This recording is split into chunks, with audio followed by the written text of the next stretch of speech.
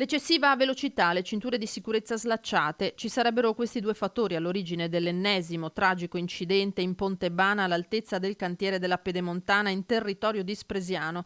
Costato la vita a un 24enne e a un 36enne albanesi, Dorian Miftarai in Italia con un permesso turistico e Ruzzi Carreci, operaio metalmeccanico. Un nuovo pesantissimo incidente sulla statale 13 dopo quello che lo scorso 22 luglio era costato la vita a una coppia di cittadini cinesi residenti a Verona e aveva causato il ferimento di altri due connazionali. Il sinistro di ieri si è verificato poco prima delle 6 del mattino. I due, superato Castrette, hanno proceduto verso Spresiano ad alta velocità schiantandosi malgrado un disperato tentativo di sterzata contro le barriere in cemento che delimitano il cantiere della superstrada. Un primo impatto, i due occupanti dell'auto che vengono sbalzati fuori dall'abitacolo morendo sul colpo, poi la macchina che termina la sua corsa nel fossato a bordo strada.